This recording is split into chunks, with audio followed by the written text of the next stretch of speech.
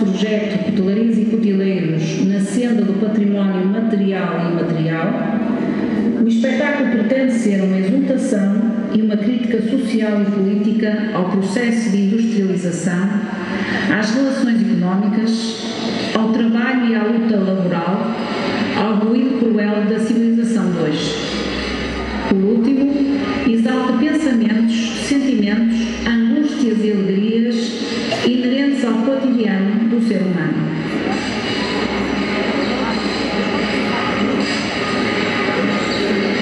Agradecemos à EDMAR, à direção do AIET e a todas as individualidades envolvidas no projeto. Por favor, desliguem os telemóveis.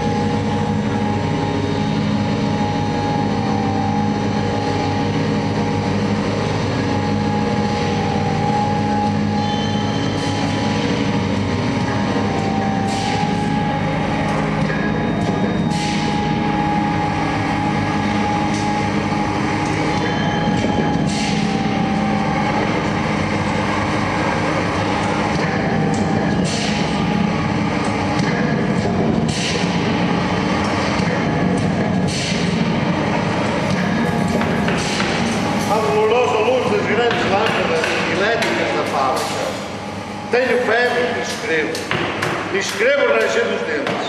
Vera para a beleza disto. Para a beleza disto, totalmente desconhecida dos antigos. Deus homens suportam o comum. Limpa o suor no braço, trabalhador descontente.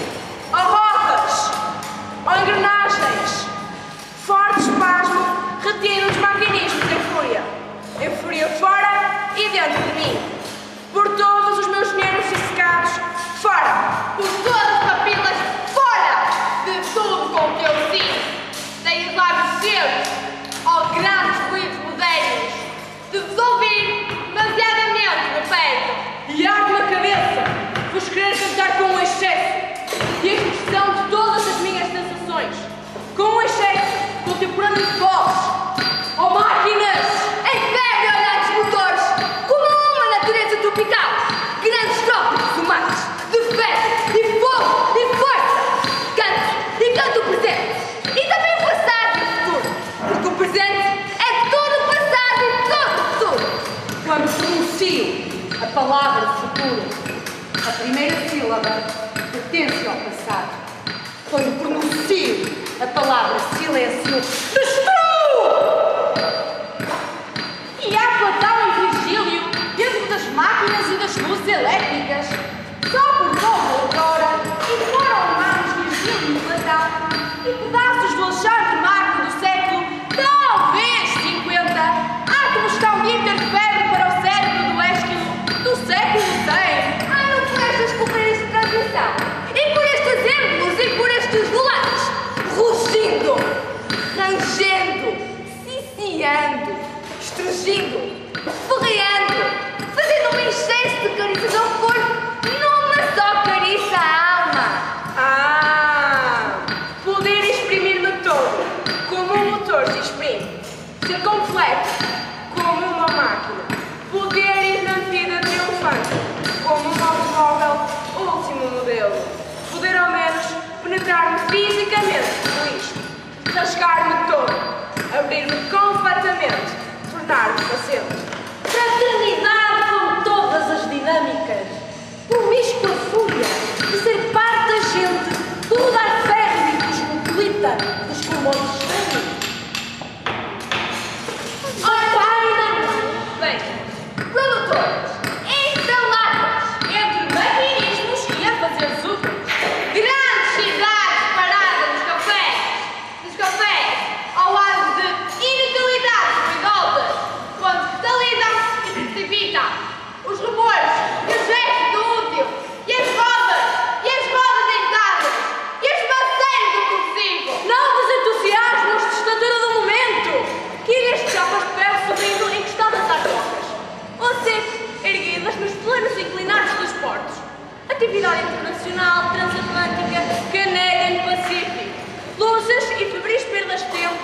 bares, nos hotéis, nos long chats e nos derbys, e nos ascots, e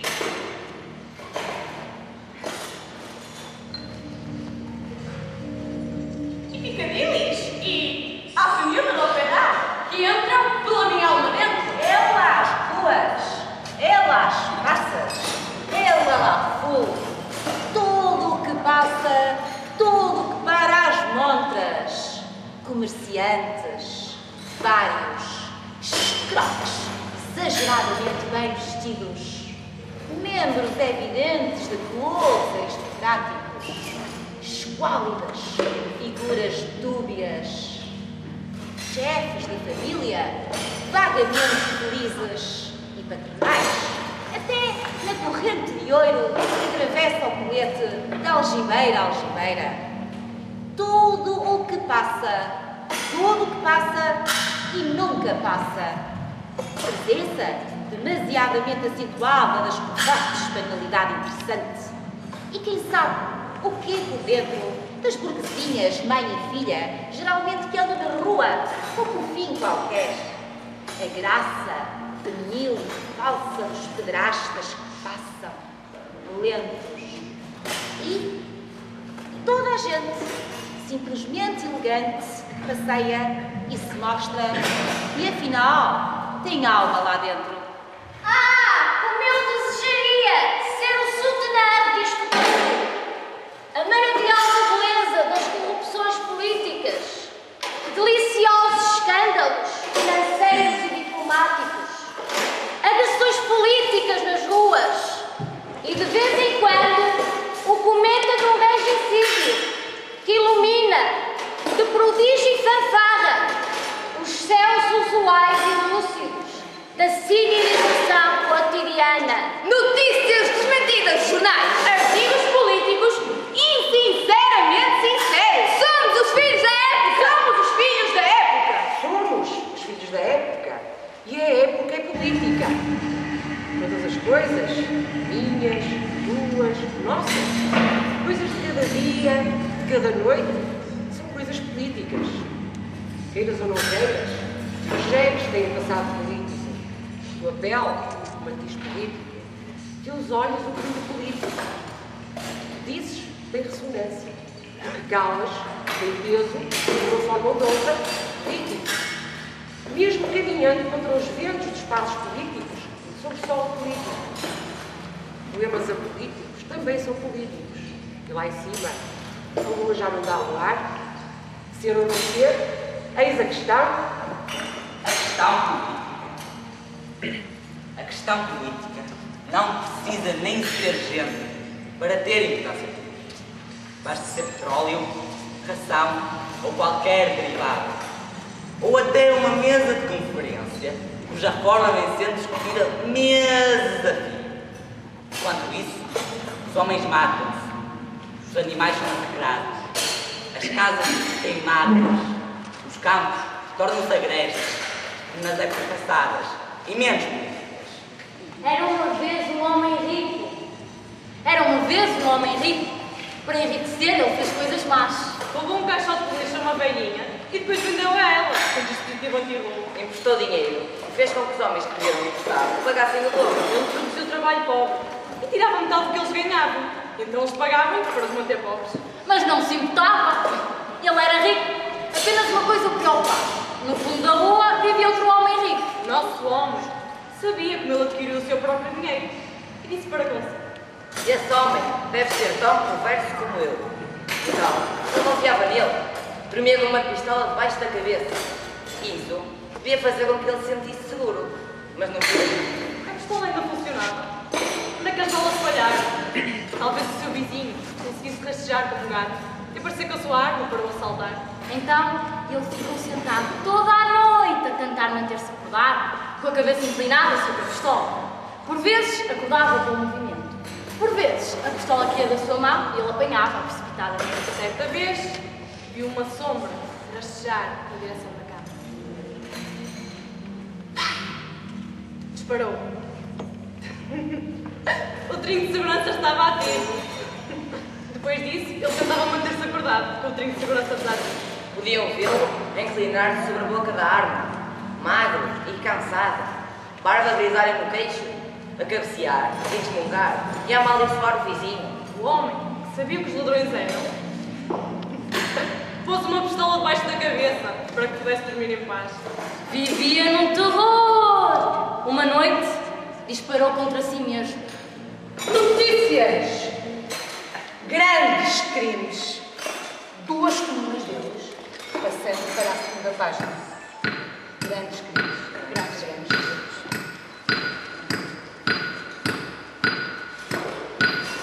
Adubos! Debulhadeiras a vapor! Progresso da agricultura! Química agrícola! E o comércio! Quase uma ciência! Oh, fazendas nas montras! Oh, manequins! Oh, últimos figurinos! Oh, artigos inúteis que toda a gente quer comprar! Olá, grandes armazéns com várias secções! Olá, anúncios elétricos que vêm, estão e desaparecem! Olá, tudo com que hoje se constrói, com que hoje se é diferente de ontem! É cimento armado! Betão de cimento! Novos processos! Progressos dos armamentos gloriosamente múltiplos. Couraças, canhões, metralhadoras, submarinos, aeroplanos! A todos, a tudo como uma fera. Amo-vos carnivoramente. Divertidamente irei buscando a minha vista de voz. Oh, coisas grandes, banais, úteis e inúteis. Oh, coisas todas modernas. Oh, minhas contemporâneas, de forma atual e próxima do sistema imediato do universo. Nova revelação metálica e dinâmica de Deus. É lá fachadas grandes lojas! É lá elevadores de grandes edifícios! É lá congregações ministeriais! Parlamentos, políticas, relatadores de orçamentos! Orçamentos falsificados! Um orçamento é tão natural como uma água e um parlamento tão belo como uma borboleta. E o parlamento tão belo como uma borboleta. É lá o interesse por tudo na vida. Porque tudo é vida, desde os brilhantes nas montras até à noite, ponte misteriosa e solene entre os astros do mar antigo, e sendo necessariamente e misericordiosamente o mesmo que era quando Platão era verdadeiramente Platão, na sua presença real e na sua carne com a alma dentro, e falava como Aristóteles, e havia de não ser discípulo dele. Eu podia morrer triturado por um motor, com o sentimento de ciência entrega por mulher possuída. Atirem para dentro das fornalhas, metam-me debaixo dos comboios, espanquem-me a bordo dos navios, masoquismo através de maquinismos, sadismo, não sei que moderno. E eu, que barulho! E a gente ordinária e suja, que parece essa mesma, que emprega palavrões com palavras uai, limpa flor com o braço, trabalhador descontente. Trabalhador descontente? Limpa o suor com o braço? Era ele que via casas, onde antes só havia chão. Como um pássaro sem asas, ele subia com as casas que lhe botavam da mão. Mas tudo desconhecia da sua grande missão. Não sabia, por exemplo, que uma casa é um templo. Um templo sem religião. Como tampouco sabia que a casa que ele fazia, sendo a sua liberdade, era a sua escravidão. De facto, como podia um operário em construção compreender porque um tijolo valia mais do que um pão? Tijolos ele empilhava com pá, cimento, esquadria. Quanto ao pão, ele o comia. fosse colher tijolo. E assim o operário ia, com suor e com cimento, erguendo uma casa aqui, adiante um apartamento, além uma igreja, à frente um quartel e uma prisão. Prisão de que sofreria, não fosse, eventualmente, um operário em construção. Mas ele desconhecia esse fato extraordinário. O operário faz a coisa e a coisa faz o operário. De forma que, certo dia, ao cortar o pau, o operário foi tomado por uma súbita emoção, ao constatar assombrado que tudo naquela mesa, garrafa, prato, facão, era ele quem desfazia. Ele, um humilde operário, olhou em torno. Gamela, banco, enxerga, caldeirão, vidro, parede, cidade, nação, tudo o que existia, era ele quem o fazia. Ele, um humilde operário. Há homens de pensamento, não sabeis o quanto aquele humilde operário soube naquele momento. Naquela casa vazia que ele mesmo levantara, um mundo novo nascia de que sequer suspeitava. O operário emocionado olhou sua própria mão, sua rude mão de operário em construção, e olhando bem para ela, teve um segundo a impressão de que não havia no mundo coisa que fosse mais bela.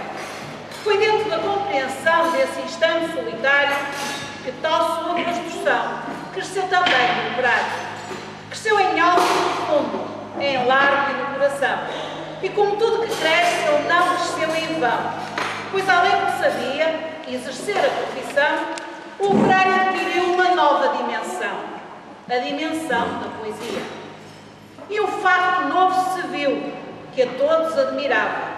O que o operário dizia, outro operário escutava. Foi assim que o operário do edifício em construção, que sempre dizia sim, começou a dizer não e aprendeu a notar coisas a que não dava atenção. Notou que sua marmita era o prato do patrão, que sua cerveja preta era o uísque do patrão, que o seu macacão de suarte era o fato do patrão, que o casebre onde vivia era a mansão do patrão,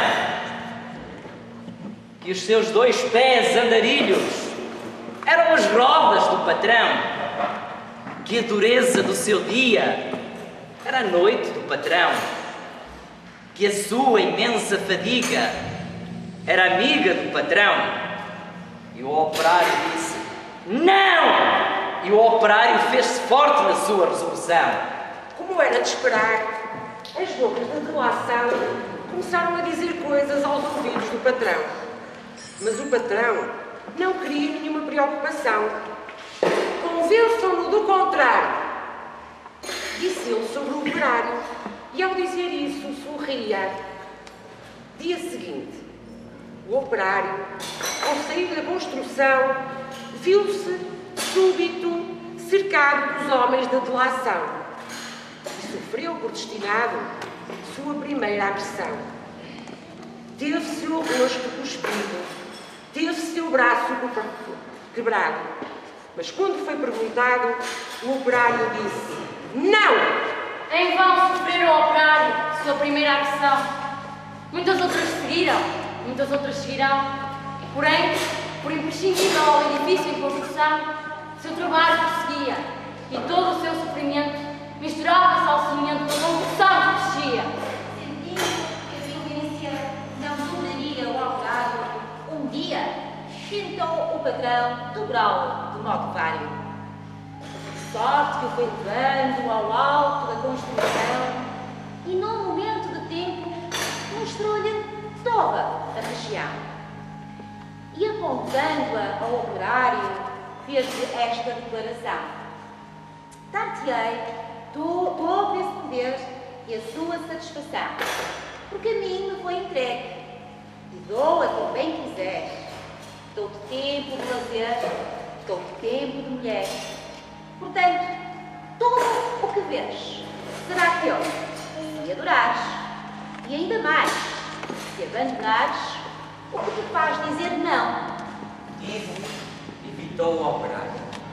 Olhava e refletia. Mas o que o operário via, o patrão nunca viu. O operário via as casas e dentro das estruturas via coisas, objetos, produtos, manufaturas. Via tudo o que fazia o lucro do seu patrão. E em tudo que via, misteriosamente havia a marca de sua mão. E o operário disse: não! Loucura! Não vês o que te dou? Mentira! Não podes dar-me o que é meu! E um grande silêncio fez-se dentro do seu coração. Um silêncio de martírios, um silêncio de prisão, um silêncio povoado de pedidos de perdão, um silêncio apavorado com o medo em solidão, um silêncio de torturas e gritos de maldição, um silêncio de fraturas a se arrastarem no chão. E o operário ouviu a voz de todos os seus irmãos, dos seus irmãos que morreram, por outros que viverão. E uma esperança sincera cresceu no seu coração. E dentro da tarde mansa agigantou-se a razão de um homem pobre, esquecido, razão, porém, que fizera em operário construído o operário em construção.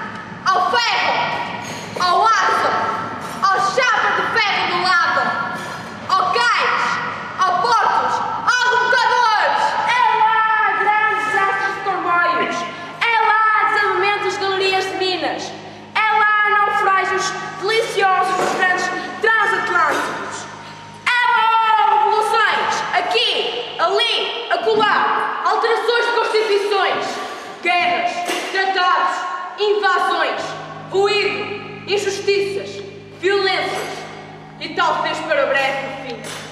A grande invasão dos barcos amarelos pela Europa e outro sol no novo horizonte. Que importa tudo isso? Mas que importa tudo isso ao ruído contemporâneo, ao ruído cruel e delicioso da civilização de hoje? Indigesta-te na palha dessa tua civilização. Desbesulta-te dessa vermência. Destapa a tua decência, o teu imoral pudor. Alvarda-te em senso, estriba-te em ser.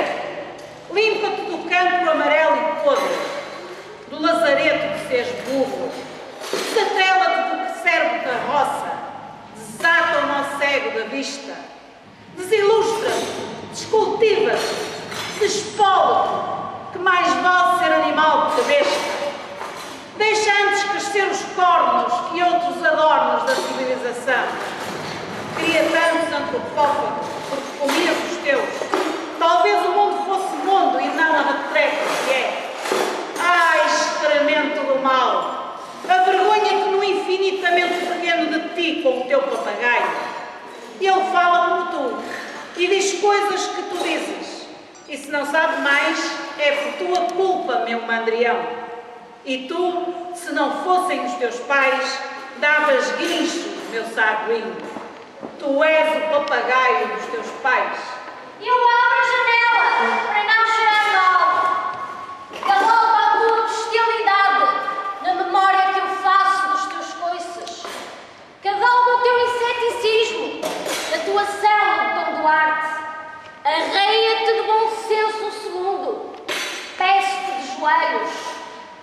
Encabresta-te de humanidade. E eu passo uma zoologia para as mãos para te inscreveres na divisão dos mamíferos. Mas anda primeiro ao jardim zoológico. Vem ver os chimpanzés, a cumpanzila tenelas setiosas. Sagra-te de cor azul a ver se eles te querem.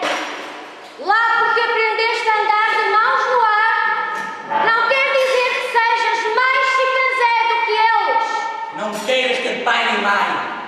queiras ter outra, na inteligência. A inteligência é febre da humanidade e ninguém a sabe regular. E já há inteligência a mais. Pode parar por aqui. Pois, põe-te a viver sem cabeça. Vê só o que os olhos virem. Cheira aos cheiros da terra. Come o que a terra der. Bebe dos rios e dos mares. Põe-te na natureza.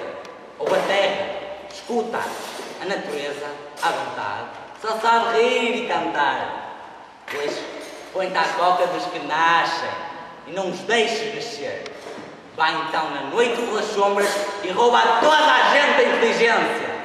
Ai, aparelhos de todas as espécies, férreos, brutos, mínimos, instrumentos de precisão, aparelhos de triturar, de cavar, engenhos, pratas, máquinas rotativas. A eletricidade, elementos da matéria, a telegrafia sem fios, simpatia metálicas inconscientes, a túneis, a canais, a tudo o passado dentro do presente, a tudo o futuro já dentro de nós, nem sei o que existe para dentro, giro, rodeio, engenho-me, engarro-me em todos os navios, guinçam-me em todos os cais, giro dentro de todos os navios, sou o calor mecânico de eletricidade! E os reis, e as casas de máquinas da Europa, a Iuda, comigo e tudo, máquinas a trabalhar, galgarem tudo por cima de tudo, upla!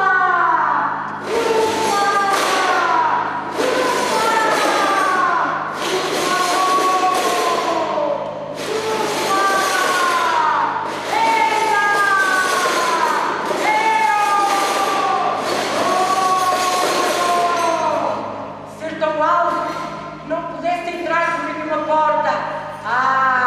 Olhar a mínima perversão sexual. Ela, catedrais! Deixai-me partir a cabeça de encontro às vossas esquinas e ser levado de ruas cheio de sangue, sem ninguém saber quem eu sou. Ó tramways funiculares metropolitanos, roçai-vos por mim até aos pastos. Ela, gargalhadas em plena cara. Ó automóveis apinhados de pânicos e de putas. Ó multidões cotidianas, nem alegres nem tristes nas ruas. Rio e gloriadório, onde eu me queria banhar. Que vidas complexas, que coisas lá pelas casas, tudo isto. Saber-se a vida a todos, as dificuldades do dinheiro, as dissensões domésticas, os deboches que não se respeitam, os pensamentos que cada um tem, a sós, consigo, no seu quarto, e os gestos que faz quando ninguém o ver. Não saber tudo isto é ignorar tudo, ó raiva como uma febre e um cio, e uma fome me põe amargo no rosto, e me agita às vezes as mãos em crispações absurdas, em pleno meio das turbas, nas ruas cheias de encontrões. Não ser eu toda a gente e toda a parte. O que é preciso é gente com medo, gente que tenha medo, que mostre medo, gente que não seja decente, nem docente, nem docemente, nem delicou docemente, gente com medo, consame, que sinta que não mente, que sinta a bendição e a mente, gente que enterra o dedo, que fira o dedo, e mostra o dedo que potente, ao prepotente. O que é preciso é gente que desenvolve essa gente.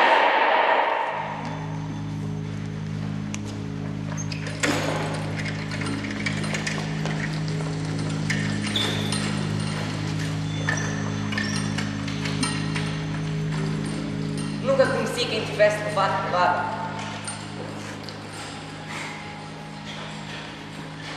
Todos os meus conhecidos têm sido campeões em tudo.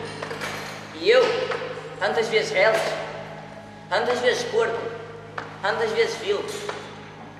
Eu, tantas vezes irrespondivelmente parasita, indesculpavelmente sujo. E eu, quando a hora de soco surgiu, me tenho agachado para fora da possibilidade de soco. E eu, que tenho sofrido com a angústia das pequenas coisas ridículas. Eu verifico que não tenho par nisto tudo, neste mundo.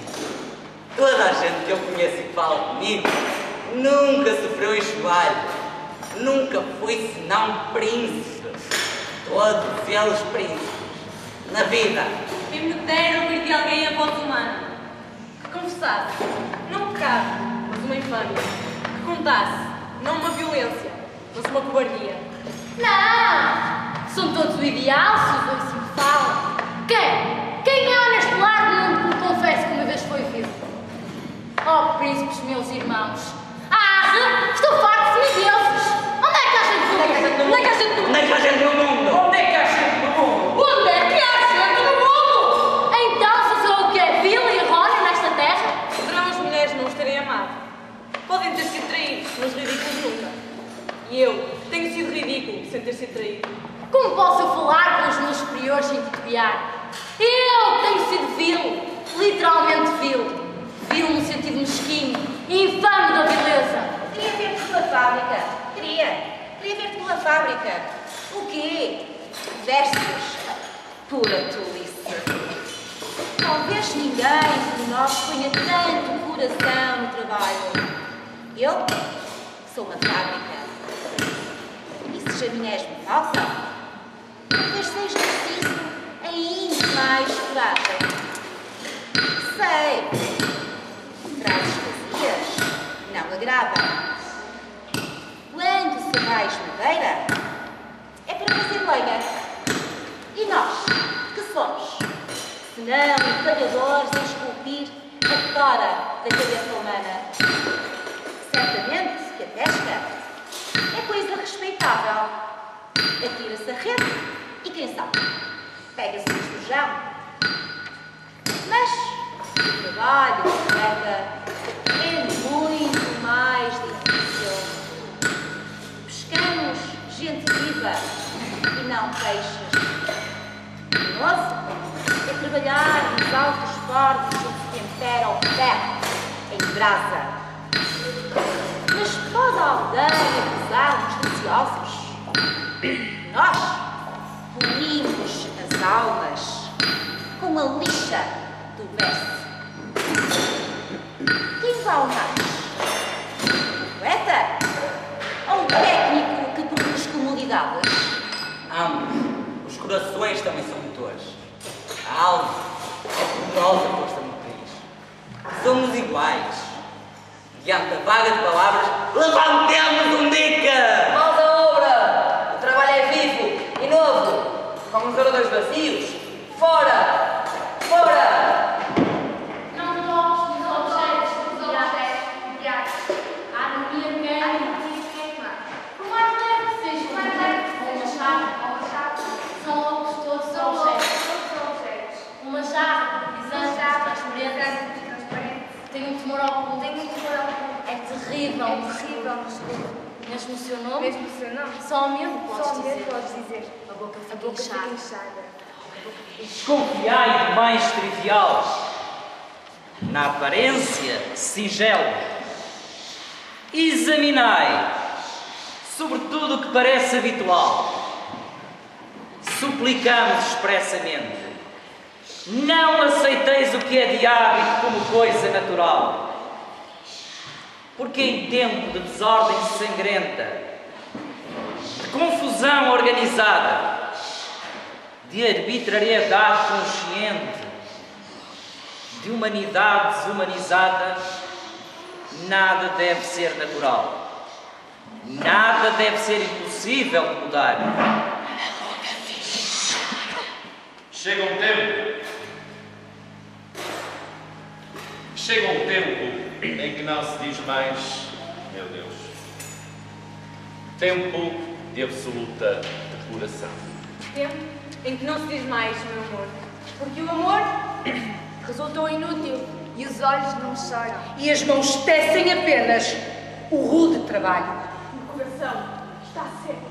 Em vão mulheres batem à porta. Não abrirás. Ficaste sozinho, a luz apagou-se. Mas nessa sombra, teus olhos resplandecem. És tua de certeza, já não sabes sofrer. E nada esperas de teus amigos. Pouco importa bem a velhice. Que é velhice? Teus ombros suportam o mundo. Ele não pesa mais do que a mão de uma criança. As guerras, as fomes, as discussões dentro dos edifícios provam apenas que a vida prossegue e nem todos se libertaram ainda. Alguns, achando bárbaro o espetáculo, prefeririam os delicados morrer. Chegou um tempo em que não adianta morrer. Chegou um tempo em que a vida é uma ordem. A vida apenas, sem mistificação.